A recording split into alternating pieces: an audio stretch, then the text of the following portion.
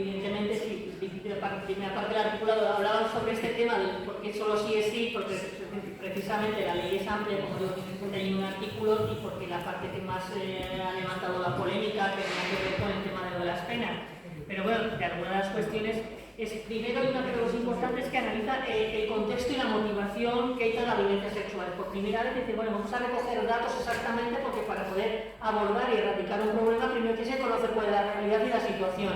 Y esto viene recogido directamente en la ley. Luego habla ya de medidas directamente de lo que hace referencia, voy a leer textualmente, de prevención, sensibilización y detección en diferentes ámbitos, en el social, en el educativo, en el sanitario y en los medios de comunicación. Habla de la importancia de la obligación de la educación sexual obligatoria en todas las etapas educativas, así como en aquellas carreras universitarias que estén vinculadas directamente a la docencia, al ámbito sanitario y al judicial. Es decir, al final están formando en lo que hace referencia a perspectiva de género.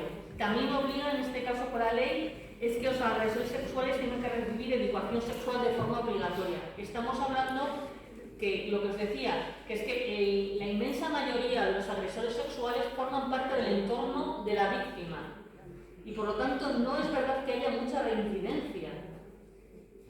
Y eso creo que es importante tenerlo en cuenta. No es ese depredador sexual, es muy anecdótico o es muy minoritario. Y por lo tanto también eso está incorporado dentro de la propia ley. Está el tema de los centros de crisis 24 horas. Está, se vaya a dar información, atención sanitaria, asistencia legal, económica, que se repare el daño a la víctima. Todo este tipo de medidas son las que se tienen que desarrollar. Es decir, la ley tiene estos artículos, toda esta primera parte del articulado, este tipo de medidas, y luego un poco lo que decía el compañero. Realmente esto se tiene que desplegar luego en un desarrollo reglamentario en el que se quede acordado cuáles van a ser cada una de ellas, y si pudiera ser ya con presupuesto sería ya maravilloso para saber exactamente qué tipo de medidas, cómo se van a abordar en el ámbito sanitario, cómo actuar. Pues habrá existen ahora, pero protocolos de actuación en el ámbito sanitario cuando va una mujer víctima de violencia. ¿Cómo se va a tratar? ¿Cómo se redacta ese informe? ¿Cómo se le trata a ella en el ambiente? O sea, todo ese tipo de cuestiones que son fundamentales tendrán que tener, aquí lo que es un enunciado de lo que se quiere hacer con este carácter integral.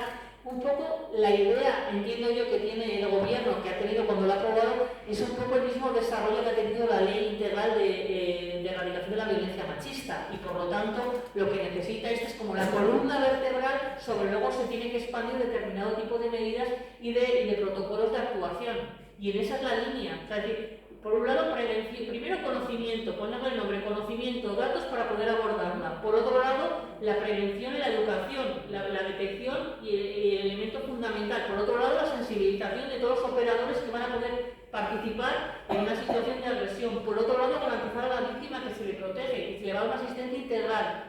Por otro lado, educación obligatoria sexual a todas las etapas, incluida luego también en la universidad, incluido también en lo que hace referencia también al ámbito jurídico. Y por otro lado, al agresor también una educación obligatoria.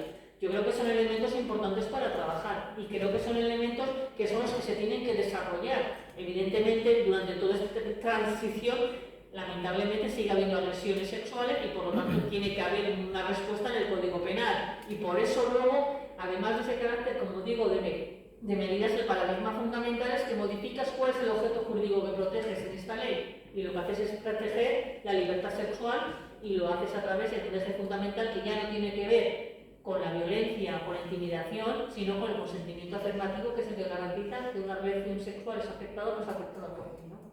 Pero que evidentemente, por lo que digo, es que tiene 3 meses y medio la ley. Y es que no le dejan margen, es que no sabemos reglamentariamente cómo se va a poder desarrollar. Me temo que va a haber luego sino poco recorrido. No sé qué pasará luego también después con las elecciones. Y claro, las leyes, como todo, necesitan voluntad política, pero además de voluntad política necesitan decisión, y necesitan que luego estén amparadas, y que estén amparadas en este caso con recursos humanos, económicos, sociales. Y por ejemplo, pues un centro de crisis será muy importante cómo se vaya a decidir gestionar. Y se podrá gestionar desde lo público o se podrá gestionar privatizado. Pues la privatización, según de qué determinada manera, pues igual los centros estos acaban convirtiendo en no saber qué, o realmente son centros de asistencia de 24 horas que te garantizan la asistencia importante. Y esas serán decisiones políticas. Pero yo creo que la ley, como digo, es la columna vertebral sobre la que se puede empezar a desarrollar un marco de reglamentos, de protocolos y de actuaciones que creo que son importantes.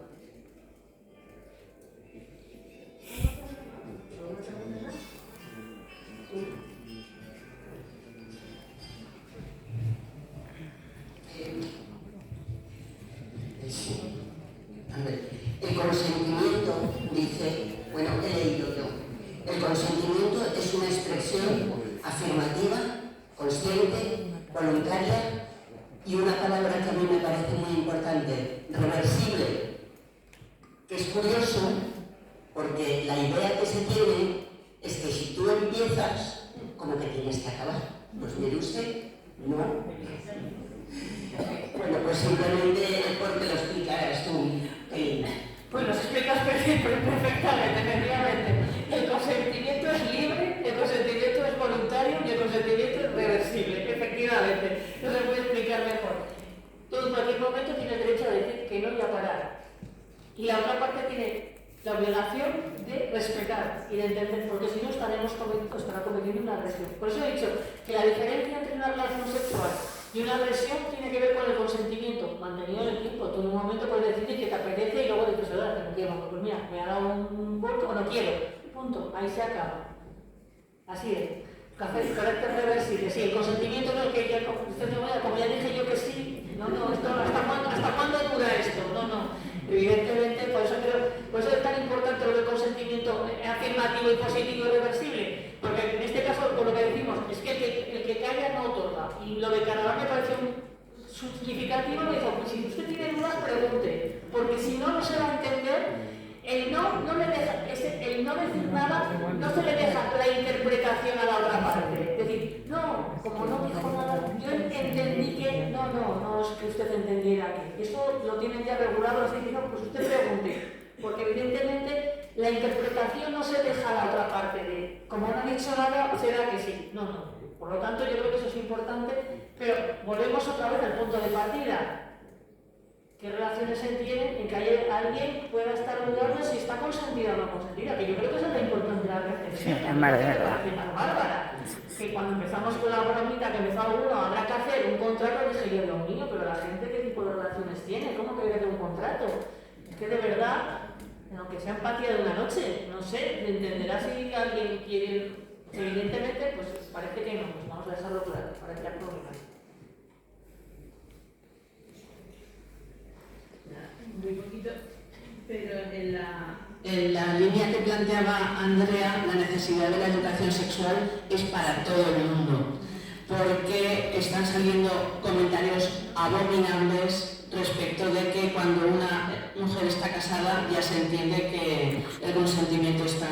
O sea, hoy voy a escucharlo ahora, es que me parece decimonónico, pero es verdad que lo están diciendo y por tanto ejercerán como tal.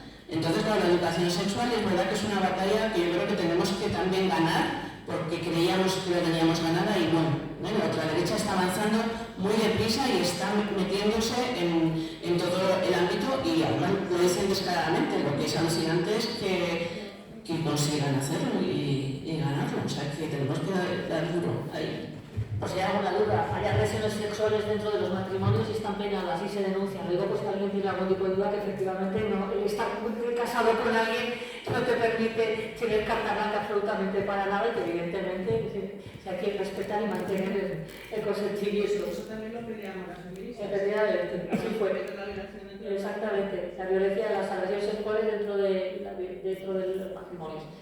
Hombre, a ver, como digo, sí que es verdad, bueno, posiblemente vivamos un momento de debates que queríamos superarlos y que tenemos que volver a defender y a reivindicar lo evidente que debía haber Torres, pero sobre todo yo creo que es muy importante, pues sí, yo creo que es importante saber de dónde venimos, reconocer a las que han luchado y han defendido derechos para saber dónde estamos y para poder ir avanzando, porque realmente sí que estamos socialmente en un momento, yo creo que de regresión global, no es una cuestión en España, sino de regresión, y que se están atreviendo, que no sé si son discursos que siempre han existido, pero durante una temporada hubo discursos que alguien no se atrevió a verbalizar en público y que en estos momentos la gente se ha vuelto muy valiente y se dicen y se ponen encima de la mesa y la picota determinado tipo de discursos que desde luego son preocupantes. Bueno, yo creo que ahí tenemos que responder como sociedad y desde luego lo que no podríamos es retroceder en elementos fundamentales que al final lo que estamos hablando son de derechos básicos en un Estado democrático. Es que posiblemente lo que nos estamos jugando también va más allá no solo de las libertades, sino que estamos hablando en estos momentos poniendo en cuestionamiento los propios pilares de un Estado democrático y de derecho. Estoy viendo, es decir, afortunadamente yo creo que está sentado, pero ojo, cuidado, porque hay discursos y debates y situaciones que no solo en España, que realmente nos tiene que llamar a la reflexión y a poner pie en pared para estar, como digo, muy atentas y muy atentos a lo que tenemos que estar defendiendo, porque yo entiendo que no podemos dar ningún tipo de retroceso, ningún tipo de paso atrás. Por eso me preocupa que determinado tipo de leyes como esta al final hayamos caído o estemos unos días más remedio que están en el debate que nunca deberíamos haber estado, dando respuestas a cuestiones que no tendríamos que estar dándolas, porque al final, como digo, porque a veces nos ha conseguido meter en una situación de difícil salida y que en estos momentos tengo claro que no estamos avanzando pedagógicamente, es decir, que también lo tengo claro que lo que estás comentando, Charo, es una realidad y que en sectores progresistas también, o determinado tipo de sectores, está costando explicar y está costando defender cuestiones que creíamos o creíamos que estaban claras, ¿no? Vamos a dar una última palabra, porque esto de la brevedad no se cumple. Gracias. Muchísimas gracias, una exposición muy buena, gracias. A mí este tema me preocupa muchísimo por la manipulación grande que se está haciendo, no solamente de la ley, sino de las mujeres y de la lucha feminista. Esta es la verdadera lesión, el verdadero daño que nos puede hacer. Y a mí esto me indigna, porque como decía Charo hace un momento, a la derecha le importa muy poco el consentimiento, los chiringuitos que dicen ellos de atención a las mujeres y cualquier otra cosa. Es decir, que tenemos poco y a lo mejor estamos en mal momento, pero nos podemos quedar sin nada, que eso es muchísimo peor y muchísimo más grave. Respecto de la ley, a mí no me gusta manipular mucho las cuestiones para no dar mayor carnaza. A mí me extraña que haya salido con algún, no quiero decir la palabra error, ni problema ni error, pero con alguna cosa que luego se haya podido desviar, como todo en la vida, que a lo mejor haces una cosa con una intención y luego te sale tal vez en otra dirección, que somos humanos, o no puedes codificar todo y que hay cosas que se escapan. De todas maneras me extraña porque se aprueban muchos. Vale, yo que esto es verdad, que lo punitivo no es lo importante, yo estoy de acuerdo con eso. Es verdad que lo importante es las medidas integrales que tenga esta ley, sin duda, pero yo llamarme malvada si queréis, pero a mí me encanta que estén en la cárcel los de la manada. Quiero decir que yo lo que aumento de penas, pero tampoco me gustaría que hubiera habido rebaja de penas. Pero con respecto a la rebaja de penas, no es solamente porque a lo mejor igual es un mes, es una semana, no lo sé. No quiero frivolizar porque la persona que su agresor sale a la calle un mes antes lo tiene que estar pasando muy mal, entonces tampoco quiero frivolizar con eso, pero bueno, eso quizá no sea, digamos, tan grave. Pero es que es muy importante la manipulación que se está haciendo en este sentido a través de los medios de comunicación y a través de entes ideológicamente muy claros, religiosos, económicos, políticos, etcétera, etcétera. Es una manipulación que se nos está haciendo gravemente de todas estas cuestiones y que nos perjudica muchísimo. Y yo creo realmente que no deberíamos de ir por estos derroteros. Nosotras somos mujeres experimentadas que llevamos años luchando, nos ha costado, Dios ayuda, lo de Dios es una frase hecha, Dios ayuda a llegar hasta aquí, y luchar muchísimo contra muchísimas adversidades. Empezando por lo del feminismo, que es una teoría de liberación, pero que también es integradora y que la gente eso no lo entiende, y que tendríamos que seguir adelante de una manera pues unidas y sin meternos en las cosas que nos quieren meter, porque una vez más nos quieren utilizar en todos los sitios y en todas las sociedades del mundo, y aquí en este momento también. Por lo tanto, que además estamos rozando el 8 de marzo y que tenemos que tener muy claro que tenemos que tener unidad de acción. A ver, lo podemos creer de diferentes maneras, pero todas queremos lo mismo.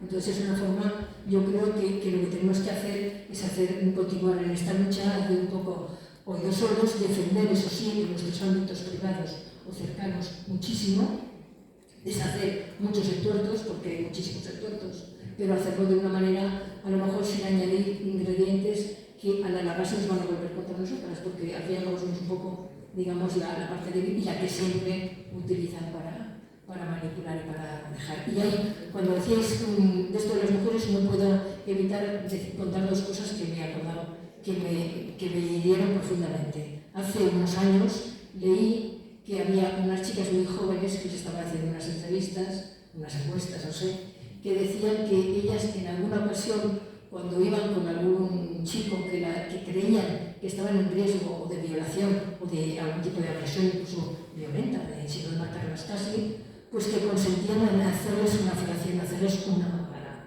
Decían ellas, a mí que no me pareció tan indignante, tan triste, tan sordido que me hirió profundísimamente. Y el otro día no han cambiado tanto las cosas, porque cuando salió la víctima, yo sí me la creo, del Dani Alves que es inmigrante, pero no es inmigrante de élite, pues no es inmigrante, aunque sea de color, pues que dijo, lo primero que dijo, las frases que dijeron que había dicho es no me van a creer, no me van a creer. Esto es durísimo. Entonces ese tipo de cosas siempre creo que son las que nos tienen que unir y son por las que tenemos que luchar y obviar otras cuantas y bueno, pues hagamos las cosas mejor y si no salen tan perfectas, pues ya saldrán. Porque mira, cuando se hacen muchas cosas y se trabaja mucho, no todas salen bien. O no todas salen a la vez también. Y ya las porquerías que ya tenemos para hacer.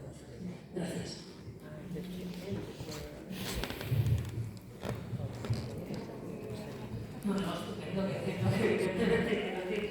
A ver, entiendo, a mí lo que me molesta, no me molesta, es la pérdida de oportunidades, efectivamente, cuando tenemos leyes que yo creo que son importantes, que significan que vayamos avanzando precisamente porque la lucha es una lucha ardua, pues que al final no seamos capaces de defenderlas sin fisuras. Simplemente ese es el tema, o sea, defenderlas sin fisuras porque tenemos que ser corresponsables con aquellas cosas que decidimos y aprobamos.